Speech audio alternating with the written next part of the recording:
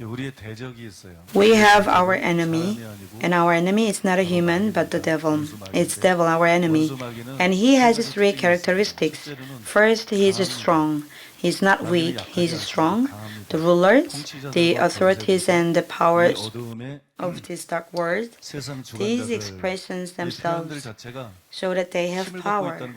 The rulers, the authorities, and the powers of this dark world, the devil has power. He is powerful. Secondly, he is wicked. The powers of this dark world, it means they are wicked. And then against the spiritual forces of evil in the heavenly realms. Third, his characteristic is that he is crafty, so that you can take your stand against the devil's schemes. The devil doesn't simply fight with strength, but he fights with a trick. He is cunning. We are against such an enemy as this. We have to fight and overcome this enemy, strong, wicked, and cunning. This is our enemy and our adversary. So if we want to fight and beat this enemy, the devil, we shouldn't just fight. We must put on the full armor of God. We have to arm with the full armor of God to win this war against the devil.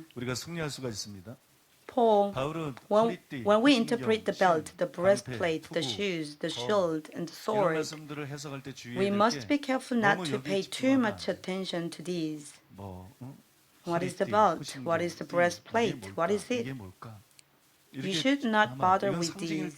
These are just symbols. What they mean are the real substances. So what do these mean? Truth, righteousness, the gospel of peace, faith and salvation, the word of God. These things are being emphasized. We have to arm ourselves with these things. We have to have these not to be defeated in the fight against the devil and win a victory. So we have to arm ourselves with these 6 things. But oftentimes, these don't really appeal to the hearts of people. Today we will study these words, so these can really be understood in our hearts. First, the belt of truth. We have to wear the belt of truth. This belt is made of leather, and the sword is hung on a belt. A man can march without hindrance by girding the belt, and by fastening the belt, he can be prepared for action, right? To take action, to march forward, to fight. Beloved, first one must wear a belt. This is the element that must be ready first. Then what is this belt that we must have first? This is said to be the belt of truth. Many commentators interpret this to be the biblical truth. The devil tries to deceive with lies, so only truth can overcome this. It's not to overcome with strength, but to overcome fundamentally with truth. The devil likes the darkness and he hates transparent truth, so we must be armed with truth in the fight against the devil. We can beat him only with truth. This is a clear fact, however. Others interpret this to mean not simply the truth, but the sincerity of a heart, honesty, and truthfulness. That's how they interpret this. The belt of truth is honesty and truthfulness.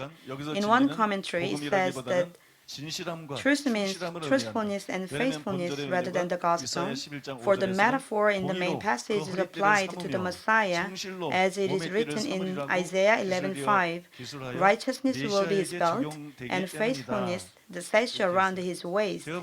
I think this interpretation is correct, because the truth is mentioned again later, the belt of truth, and later at the end, it says the word of God, right?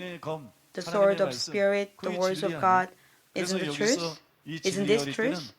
So here, this belt of truth is not simply truth but honesty, being honest, being truthful. And this is the basics. As you need to wear a belt first to fight, this is the basic of basics. Being dishonest, lying, this itself means that you have already fallen into the hands of the devil.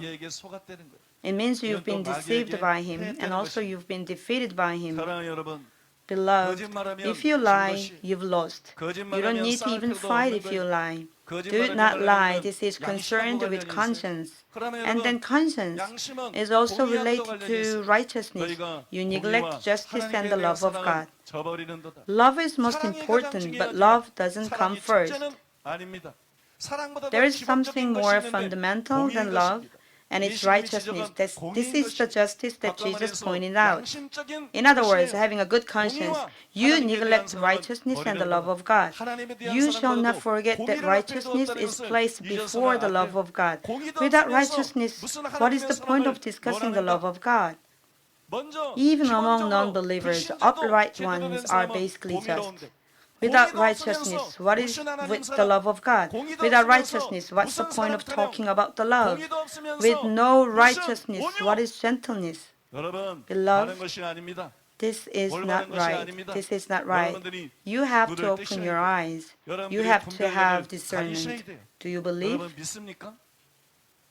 First of all, if we fail to be truthful, not to go against your conscience, if you fail to become a righteous person, it all comes to an end. If you fail with this, it falls apart. I don't trust anyone who lies. I think anyone who lies has already failed. This is my very fundamental philosophy from long ago. Beloved, lying is wrong. Going against your conscience, not being righteous, it means a person has already been taken over by the devil. He is already defeated. No point of fighting even. Beloved, this has to be the first step and has to be the very basics. Beloved, I don't lie. You also do not lie, please.